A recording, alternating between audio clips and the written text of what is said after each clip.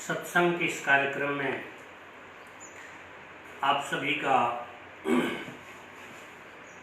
बहुत बहुत स्वागत करते हैं। आज ज़्यादातर लोगों की इच्छा थी कि आज महाराज जी जो अष्टांग मार्ग है उस पे चर्चा हो जाए। अष्टांग मार्ग का प्रतिपादन महात्मा बुद्ध ने किया और महात्मा बुद्ध का संपूर्ण जो उनकी फिलॉसफी है उसका संबंध महाराज चींटी के साथ। महात्मा बुद्ध जब बोध की खोज में, जब ज्ञान की खोज में निकल पड़ते हैं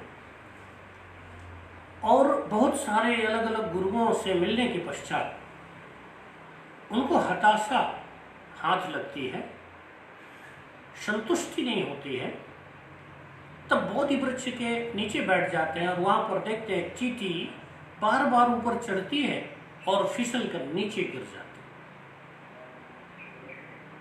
वो प्रेरणा हमें लगता है प्राणी मात्र को, खासतौर से विद्यार्थियों को, खासतौर से जो कुछ बनना चाहते हैं उन लोगों के लिए बड़ी अद्भुत प्रेरणा है।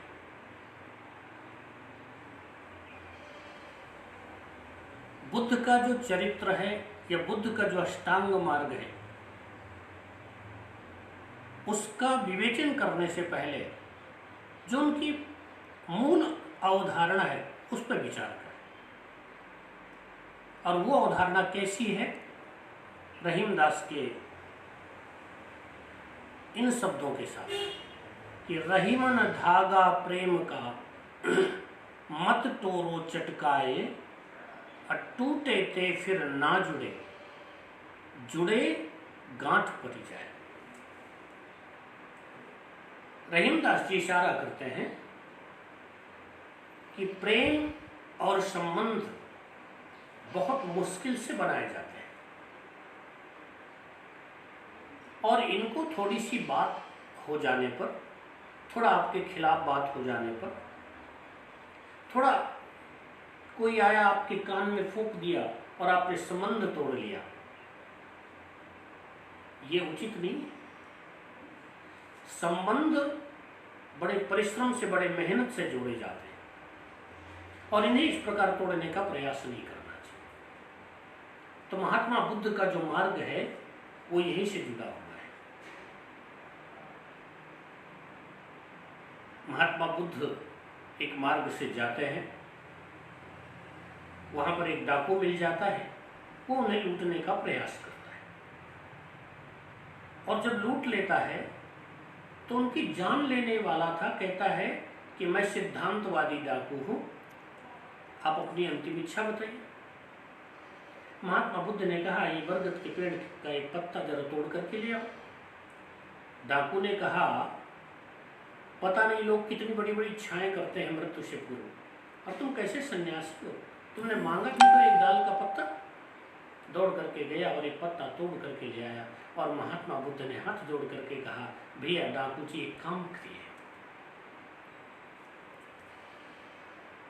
आप इसी पत्ते को वापस उसी डाल पे, उसी टहनी पे जोड़ करके आ जाओ। डाकू ने कहा पागल तो नहीं हो गए?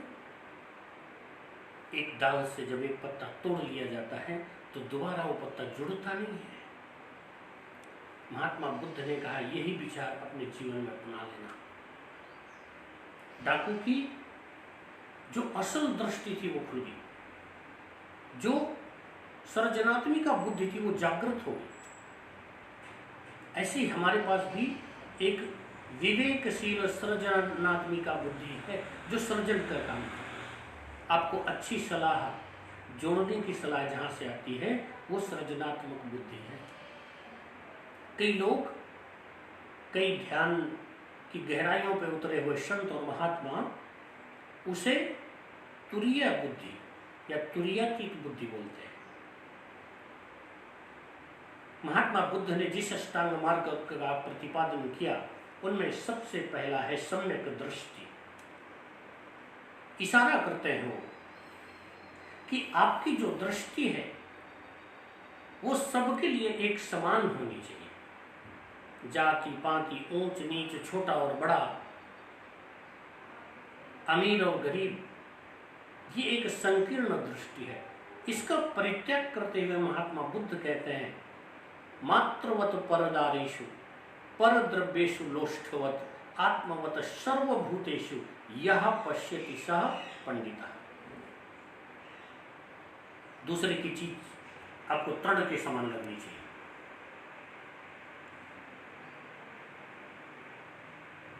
दूसरे की पत्नी आपको माता की तरह, बहन की तरह दिखना चाहिए। और समस्त भूमंडल में चाहे कोई जीव जंतु हो, चाहे मनुष्य हो, आत्मवत उसको देखना है। ऐसा सुंदर सिद्धांत है महात्मा बुद्ध का। तो पहली बात जो कहते हैं कि दृष्टि आपकी सम्यक होनी चाहिए। दूसरी बात महात्मा बुद्ध कहते हैं सम्यक संकल्प। कहते हैं जीवन में यदि हर पूजा में आपने देखा होगा, हर कर्मकांड में देखा होगा, सबसे पहले संकल्प किया जाता है। इसी तरह जीवन में कुछ यदि बनना चाहते हैं तो पहले आप संकल्प धारण करिए कि मैं अपने पूरे होशो हवास में इस तिथि और इस नक्षत्र को, इस दिनांक को, इतने बजे फला गोत्र का व्यक्ति, मेरे माता और पिता का ये नाम है, मैं संकल्प धारण करता हूँ कि मैं इतनी पढ़ाई करूँगा कि पढ़ करके और मैं प्रशासनिक सर्विस में जरूर जाऊँगा, मैं एक अधिकारी जरूर बनूंगा, मैं राजनीति में यदि जाऊँगा तो ईमानदार राजनीति जरूर करूँगा। ऐसा संकल्प धारण करें। और फिर संकल्प को धारण करने के बाद डिगना नहीं। महात्मा बुद्ध का जो अष्टांग मार्ग है उसका दूसरा सिद्धांत सम्यक संकल्प। आपका संकल्प बहुत दृढ़ होना चाहिए। देख कर बाधा विविध बहुविघ्न घबराते नहीं, और रहे भरोसे भाग्य के दुख भोग पछताते नहीं। अब देखिए, एक बौना एक फलदार वृक्ष के नीचे, अमरूद के वृक्ष के नीचे खड़ा है। चूंकि वो बौना है, वो वृक्ष की डाल तक जंप नहीं कर सकता। बौना ऊंची डाली का फल नहीं उछल कूद से पा सकता, पर बौना उछल रहा भरसक साधन नहीं छोड़ा जा सकता। वो नहीं पा सकता लेकिन वो प्रयास कर रहा है, घंटों से वो जंप लगा रहा है, शायद एक बार जोर लग जाए और मैं फल तक पहुंच जाऊं। एक लंबे व्यक्ति दयालु हृदय में करुणा बहुत उमड़ आई, दे दिया तोड़ फल बौने को, अब तो बौने की बनी आई। अब करिए जरा विचार बंधु, फल मिला उसे किस साधन से, लंबे दयालु की करुणा से या उछल कूद आराधन से। यदि वो बौना दृढ़ इच्छा शक्ति के साथ प्रयास नहीं करता, बार बार जंप नहीं करता, इतनी मेहनत नहीं करता, इतना पसीना नहीं बहाता, तो उस लंबे व्यक्ति को उसके प्रति दया नहीं आती। ठीक इसी प्रकार मैं अपना ये प्रवचन उन नौजवानों के लिए समर्पित करता हूँ। कोई भी संकल्प असंभव नहीं है, कुछ भी बन सकते हो, कुछ भी बना जा सकता है, कुछ भी असंभव नहीं है। संकल्प यदि कमजोर है तो डिग जाओगे, और यदि संकल्प दृढ़ है, संकल्प के साथ आपका सिद्धांत है मुझे शराब नहीं पीना तो नहीं पीना, मुझे तंबाकू नहीं खाना तो नहीं खाना, मुझे 12वीं में कम से कम 90% से ऊपर लाना है तो लाना है। संकल्प यदि दृढ़ है तो कोई आपको रोक नहीं सकता। तीसरी बात है सम्यक वाणी। महात्मा बुद्ध का तीसरा सिद्धांत, वाणी बहुत महत्वपूर्ण है। बोल मीठे बोल कर सारा जगत अपना बना लो। अगर आप मीठा बोलते हैं, आपकी वाणी में सरसता है, महाराज ये रचना है, और बहुत अद्भुत और बहुत कीमती है। इसलिए दूसरों के लिए बोले गए शब्दों में थोड़ी मिठास पैदा करें। ऐसी वाणी बोलिए कि मन का आपा खोए, और हमको शीतल करे, और आप हमको सुख दे। महाराज, अगर किसी के लिए बोलना है ना, तो क्यों ना मीठा बोला जाए। हमेशा कड़वा कड़वा बोल करके संबंधों को महाराज इस प्रकार से अपने से दूर करते रहना, संबंधों में भी चोट पैदा कर लेना, आपस में ईर्ष्या और दोष पैदा कर लेना, ये शोभा नहीं देता। तो वाणी गौतम बुद्ध का तीसरा सिद्धांत है और अष्टांग मार्ग का तीसरा मार्ग। चौथा है सम्यक कर्म। कर्म तो हमारा सभी करता है। चोर भी चोरी कर रहा है, कहता है मैं कर्म कर रहा हूं। लोग रात दिन एक दूसरे की नौकरियां खराब करते हैं, एक दूसरे का जीवन खराब करते हैं, एक दूसरे के संबंध खराब करे पड़े हैं महाराज। अभी अभी पड़ोस वाले में शादी होकर के बहू आई है और पड़ोसन गई और महाराज बहू के कान फूंक दिए, तुम तो जब आई नहीं थी तो तुम्हारी सास तो तुम्हारे बारे में ऐसा कुछ बोलती रहती थी। तो कर्म जो है ना महाराज, कर्म हमेशा सत्य पर आधारित होकर करो। ईमानदार परिश्रम हो, लेकिन भगवान का ध्यान, निष्ठा और मेहनत की कमाई, ऐसा सिद्धांत अपने। प्रीति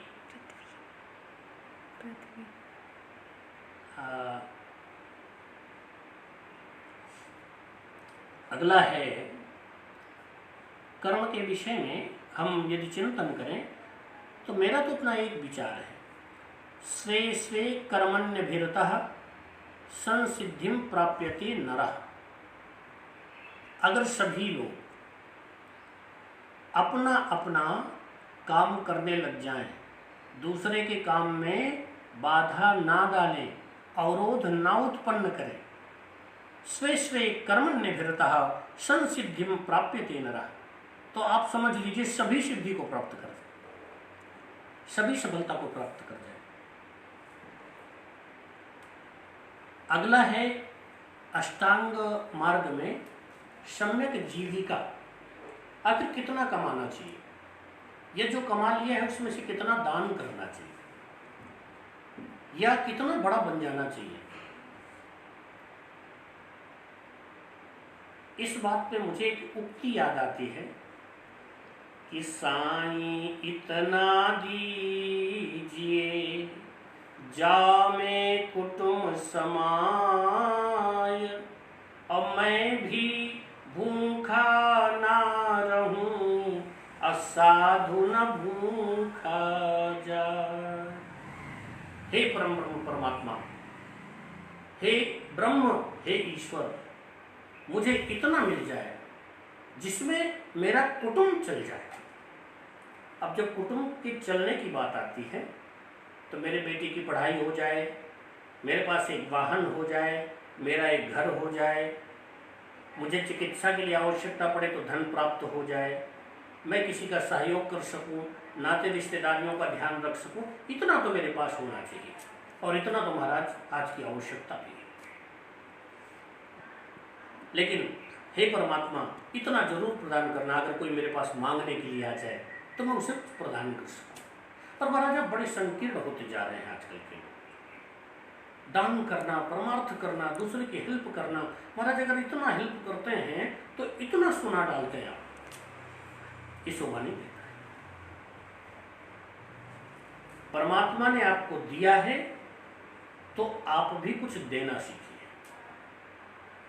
अपनी आय का 10% बूढ़ों में, बुजुर्गों में खर्च करने का प्रयास करिए, दीनहीन गरीबों में खर्च करिए, परमार्थ में लगाइए, धर्मार्थ लगाइए, सत्संगों में लगाइए, किसी गरीब की मदद कर दीजिए, किसी गरीब जो अपना इलाज नहीं करा सकता उसका इलाज करा दीजिए, किसी के घर में महाराज, आपके घर में मिक्सी है और किसी के घर में महाराज छोटी सी सिलौटी और लोढ़ी प्रदान कर दीजिए। आप बड़े दिव्य बर्तनों में भोजन करते हैं महाराज, एक छोटा सा डिनर सेट खरीद करके किसी गरीब की कुटिया में लेके आ जाइए। महात्मा बुद्ध संकेत करते हैं कि जीविका धन आना चाहिए, लेकिन धन के साथ बहुत सारी बुराइयां भी चली आती हैं। इनमें सबसे महत्वपूर्ण अहंकार, प्रमाद, ईर्ष्या, द्वेष, व्यभिचार, व्यसन। ये धन के साथ महाराज फ्री ऑफ कॉस्ट आते हैं। तो जब धन कमाते हैं, ईमानदारी का होना चाहिए, आपकी मेहनत का होना चाहिए, आपकी क्वालिफिकेशन के अकॉर्डिंग होना चाहिए। निश्चित रूप से जो आप परिश्रम करें उसका फल मिलना चाहिए, लेकिन धन महाराज हराम का नहीं होना चाहिए। अगला है सम्यक प्रयत्न। अभी दोपहर के अपने लाइव में हमने इस विषय में बड़ा विस्तार से प्रकाश डाला कि जो प्रयत्न, प्रयास होना चाहिए। अकेला चना फाड़ नहीं फूटता। एक अकेला व्यक्ति परिवार में अगर कमाने लग जाए तो पूरे परिवार की उन्नति नहीं कर सकता। एक अकेला पति सोच ले कि मैं अपनी पत्नी और अपने और बच्चों के सबके अरमान पूरे कर लूं, नहीं कर सकता। पति पत्नी दोनों को मिलकर प्रयास करना होगा। उसी तरह पूरे परिवार को मिलकर के, पूरे समाज को मिलकर के चलना होगा। पूरे देश को एक साथ एक स्वर में चलना होगा, बोलना होगा, प्रयास करना होगा। तभी तो कहा गया सहनाववतु सहनो भुनक्तु सह वीर्यं करवावहै अतेजस्विनावधीतमस्तु मा विद्विषावहै। हम सब साथ मिलकर के बोले, साथ मिलकर के एक साथ प्रेम भाव से भोजन करें। हम एक साथ मिलकर के चलें, एक साथ एक दूसरे के सुख और दुख में खड़े हों और एक साथ मिलकर के भगवान की प्रार्थना करें। संगच्छध्वम संवदध्वम संगो मनांसि जानता। ऐसा सुंदर सिद्धांत है हमारे महात्मा बुद्ध का। अगला है, मेरे ख्याल से 7वां है, सम्यक स्मृति। बहुत महत्वपूर्ण चीज है। सम्यक स्मृति का संबंध मेमोरी से नहीं है, अपनी वास्तविकता को याद करने से। मैं कौन हूं, को हम, हमें एहसास होना चाहिए कि आखिर मैं कौन हूं और इस संसार में किस लिए आया। भगवान ने मुझे यहाँ क्यों भेजा है? मनुष्य बनाया है, 2 हाथ दिए हैं, तो ये हाथ दिए हैं स्वयं के भोजन करने के लिए, तो दूसरे का भला भी करने के लिए, दूसरे को काट डालने के लिए, मार डालने के लिए नहीं दिया। स्मृति रहना चाहिए कि भगवान ने मेरा निर्माण किया है। स्मृति भी रहना चाहिए कि मेरे साथ अगर किसी ने एहसान किया है तो मैं भी उसके सही वक्त पर खड़ा हो जाऊं, उसका धन्यवाद करूं। मुझे स्मृति जरूर रहना चाहिए कि मेरे माता पिता ने मुझे इतना बड़ा किया तो मैं उनके लिए क्या करूं। मुझे स्मृति जरूर रहना चाहिए कि सही क्या है, गलत क्या है, किसके साथ मेरा वास्तविक रिश्ता क्या है, मेरे मान और मर्यादा क्या है, मेरे संस्कार क्या है। और आखिरी हमारा सम्यक समाधि। ये सबसे अंतिम अवस्था है।